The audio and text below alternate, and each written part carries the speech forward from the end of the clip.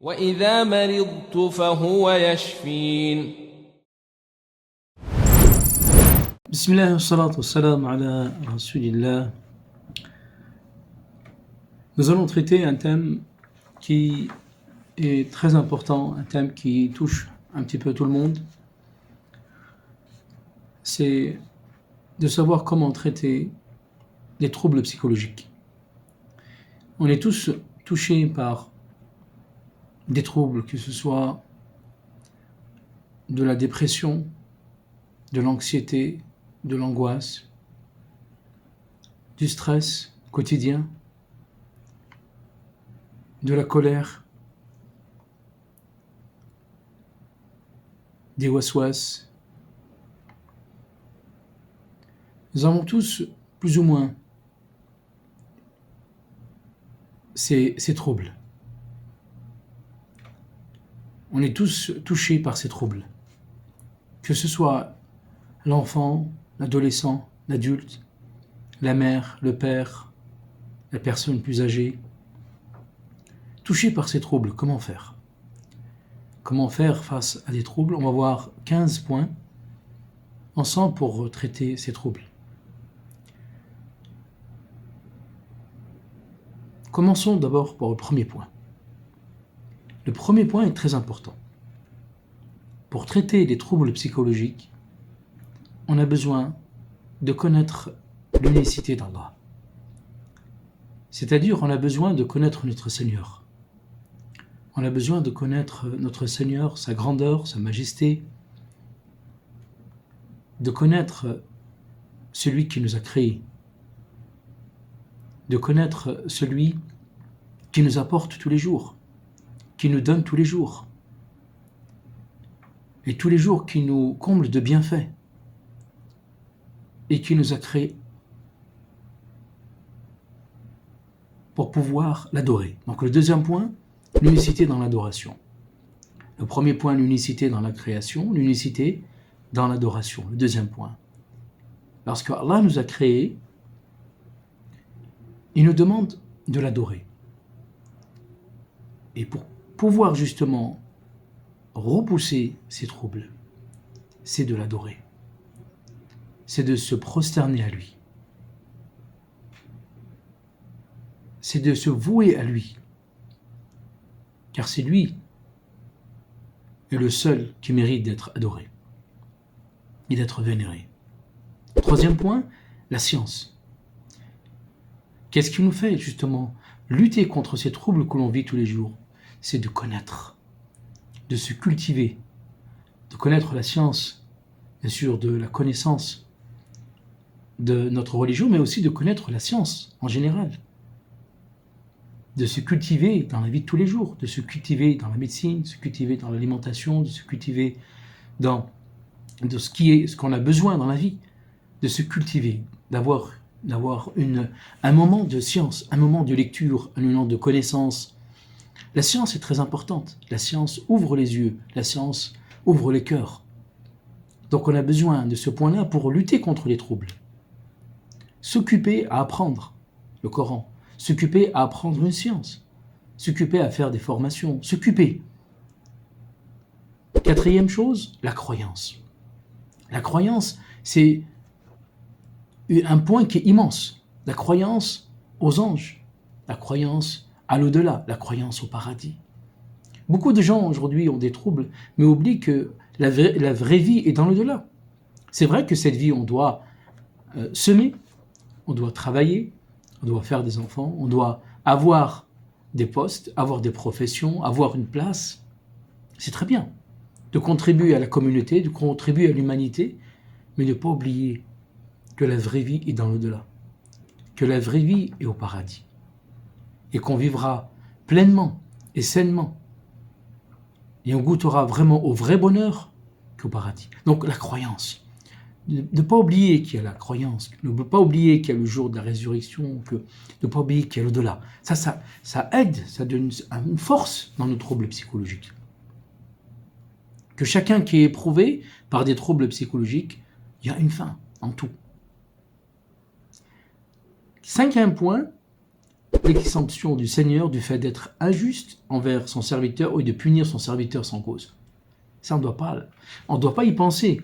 Et se dire, voilà, moi je suis en pleine dépression, je suis châtié, mon Seigneur, notre Seigneur, que Dieu nous pardonne, est injuste, pourquoi il m'a fait ça? Non, on ne doit pas penser à ça. Notre Seigneur est juste. S'il nous a éprouvés avec ces troubles psychologiques, c'est qu'il y a quelque chose. C'est une purification, c'est une direction, c'est une pensée, c'est le retour à lui, c'est de rechercher des remèdes, c'est de toujours être positif et avoir l'aspect positif et l'esprit positif envers notre Seigneur, car c'est lui qui nous a créés. 6e point, la reconnaissance du serviteur de sa propre injustice. De savoir peut-être que ce trouble, c'est peut-être un péché, c'est peut-être une injustice que j'ai fait à une personne, une injustice, le fait d'avoir pris quelque chose à quelqu'un, c'est peut-être un mauvais comportement, c'est peut-être... Donc toujours se remettre en cause. Ça c'est important. 7e point, pour lutter contre les troubles psychologiques, la recherche de ses noms, ses attributs. De prendre le temps de connaître notre Seigneur par ses noms et ses attributs. Qui est le miséricordieux? Qui est le pardonneur? Qui est ce nom qui est immense comme Allah? Que veut dire le mot Allah? Que veut dire le mot Rahman? Que veut dire le mot Rahim? Que veut dire le mot Karim? Qu'est-ce que ça signifie? Que signifient ces noms-là? Pourquoi Allah il a 99 noms?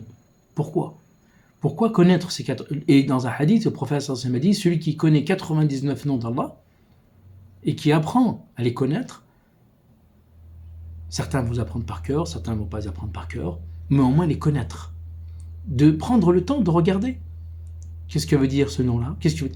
Ça renforce et ça nous pousse justement à lutter contre les troubles psychologiques. De vivre avec ses noms et ses attributs. 8e point, la recherche d'aide auprès d'Allah. Et ça, c'est important. On est tous pauvres devant notre Seigneur. Et là, c'est vraiment la porte de la demande. De demander, Ya Allah, ô Seigneur, je suis faible, j'ai besoin de toi. Ya Allah, j'ai besoin de toi, je suis en déprime, je suis angoissé, j'ai anxieux, j'ai besoin de toi. J'ai besoin que tu me rectifies. Iyyaka na'budu wa iyyaka ihdina siratal mustaqim. Guide-nous vers le droit chemin, guide-nous vers la droiture, guide-nous vers la guérison, guide-nous vers ce qu'on a besoin dans nos troubles psychologiques. Demandez à Allah Azza wa Jal. N'oubliez pas que Allah aime quand vous demandez. 9e point, la confirmation de l'espoir du serviteur. Et quand vous demandez à Allah, il ne faut pas avoir le doute. Ayez la certitude. Allah il va vous répondre. Allah Azza wa Jal, il va vous répondre. Allah Azza wa Jal. Donc, ayez la certitude de votre demande. 10e point, la réalisation de la confiance en lui. Ça, c'est important. Donc, demande, conviction, et après, atteindre la confiance en notre Seigneur. 11e point, que le cœur du serviteur, écoutez bien, que le cœur du serviteur vive dans le jardin du Coran. Et qu'est-ce qui apaise vraiment une personne qui est touchée par des troubles psychologiques? C'est le Coran. L'écoute. Écoutez le Coran, car il apaise les cœurs. Des études scientifiques prouvent que le Coran est un remède pour guérir les maladies psychologiques. Et qu'il fasse en sorte qu'il soit pour son cœur comme l'ondée printanière pour les animaux, et qu'il s'illumine par lui dans les ténèbres, pensées négatives, ambiguïtés et désirs. Avoir l'habitude, de prendre l'habitude d'écouter le Coran. D'écouter un lecteur que vous aimez, un lecteur que vous appréciez, vous l'écoutez. Écoutez les sourates, méditez sur les sourates, et vous allez vous sentir bien. 11e point, 2e point plutôt, la demande de pardon. Et là, on voit que lorsqu'on fait un retour sur soi-même, ensuite le pardon, faire beaucoup de istighfar, beaucoup de istighfar, beaucoup. Et en effet, beaucoup de maladies viennent de nos péchés. 13e point, les efforts, c'est-à-dire le fait de faire triompher l'islam à travers les moyens et le permettant. Les savants incluent le fait de se déplacer Hein, par exemple, des fois, on a besoin de se déplacer, on a besoin de faire des efforts, de ne pas rester dans un endroit, de se déplacer à un autre endroit. Hein, ça, c'est important. D'aller voir des personnes positives, d'avoir des personnes qui vous changent votre vie, de parler avec des personnes qui vous changent votre vie, de parler avec des professionnels, de ne pas rester seul, de parler avec des professionnels. Aujourd'hui, il y a des moyens. Il y a plein de moyens maintenant qui se font. Que ce soit par Internet, que ce soit par WhatsApp, que ce soit par... Il y a des moyens maintenant pour pouvoir dialoguer, de communiquer avec des professionnels qui peuvent vous aider, à lutter contre vos troubles. Ne restez pas seul. Ne restez pas, quand je dis ne restez pas seul, aujourd'hui on ne peut pas être seul. Avec les moyens qu'il y a aujourd'hui, être dans sa maison et être avec tout le monde. De choisir les bonnes personnes, de choisir les personnes qui vous aident, les personnes qui vont vous aiguiller, des personnes qui vont vous apporter, des personnes qui vont vous faire changer vos pensées négatives, vous apporter des pensées positives, des personnes qui vont vous calmer. Ne pas rencontrer des gens qui vont vous alimenter, qui sont nocifs, des personnes toxiques, nocifs, qui vont vous alimenter dans votre déprime, vous alimenter dans vos anxiétés, dans votre stress, dans votre colère. Non, des personnes qui vont vous calmer, des personnes qui vont vous apporter. 4e point, la prière. La prière aide. Car même le prophète, quand il avait quelque chose, quand il sentait quelque chose, un trouble, il se précipitait à faire 2 unités de prière. Il fait précipiter dans la prière.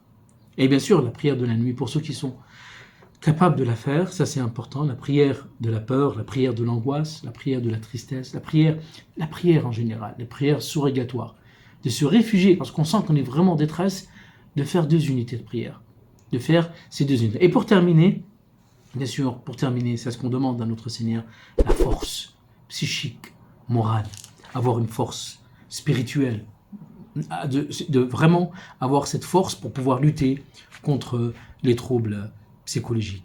Wa alhamdulillahi rabbil alamin.